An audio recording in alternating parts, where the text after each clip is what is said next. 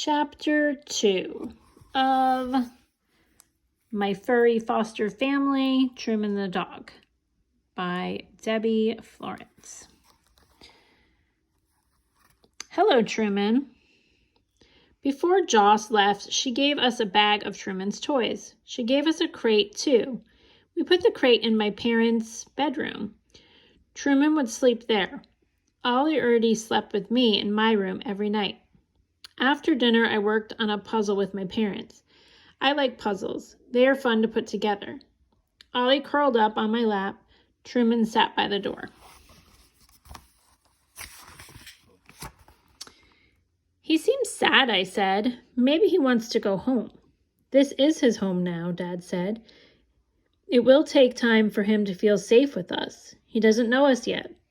I dug into Truman's bag of toys and found a stuffed lamb. I tossed it. It landed at his feet with a plop. Truman sniffed the toy a little, but didn't move. I got a tennis ball. I waved it in front of his face and rolled it past him.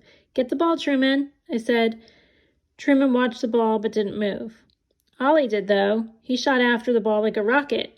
Ruff, yip, yip. Truman's ears went up. He wagged his tail and barked. Woof, woof. Ollie ran past him, and Truman followed right behind. And just like that, the two dogs became friends. The next day, Ollie and Truman played tag.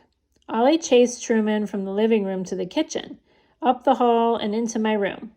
Truman chased Ollie out of my room, down the hall, into the kitchen, and to the living room. Back and forth, the dogs ran. They barked nonstop. Dad got a little upset. He was trying to talk on the phone for work. Come on, you two, I said. Let's play quietly in my room. Ollie, Truman, and I went to my room and sat on the floor. I pulled a bright yellow rubber ducky from Truman's bag of toys. Truman wiggled and whined. Want your ducky? I asked him. Truman wagged his tail and licked my hand. I gave him the toy. He squeaked it a couple of times. Playing tag had made the dogs tired. I lifted Ollie onto my bed. He curled up.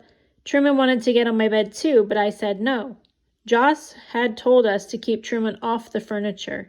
His forever family might have a no furniture rule. I got Truman's dog bed from his crate and put it on the floor. You can take a nap over here, Truman, I said. Truman sniffed his bed, snorting from end to end.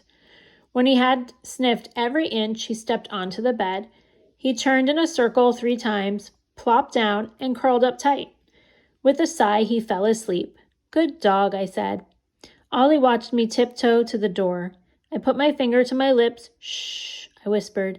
He stood and pawed at the air. He wanted to be picked up. I walked back to my bed and got him, then closed the door behind us.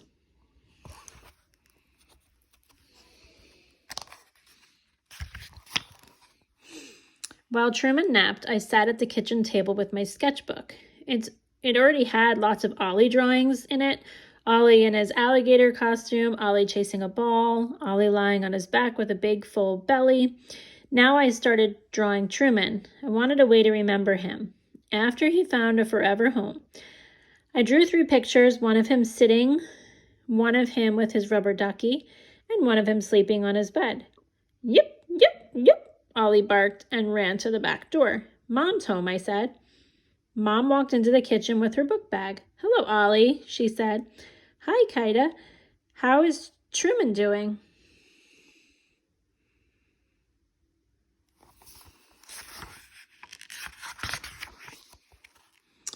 Great, I said. He and Ollie played tag all morning. Truman took a nap. He's in my room.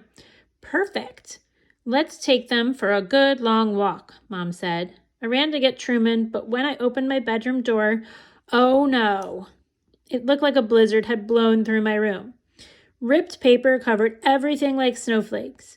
My trash can was tipped over. My desk chair was too. Truman was sitting in the middle of it all, his dog bed shredded to bits.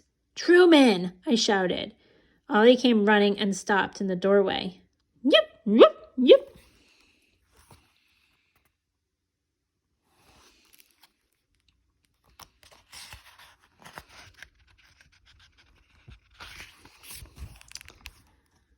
I don't always have the neatest bedroom. Mom usually has to tell me to clean up, but this was a disaster.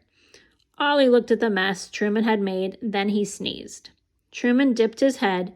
He tucked back his ears. He looked very sorry. Oh dear, Mom said when she saw my room. Truman found trouble, didn't he? Yes, he did, I said. Ollie sneezed again and backed up into the hallway.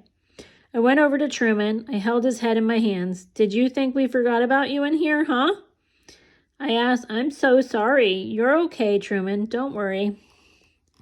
Kata, I'll take the dogs for a walk, Mom said. You start cleaning your room.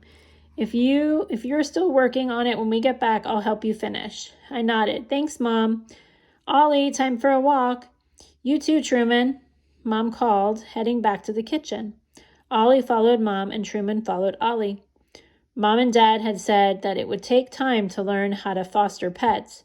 I sure learned a good lesson that day. Never leave a foster dog alone in your room.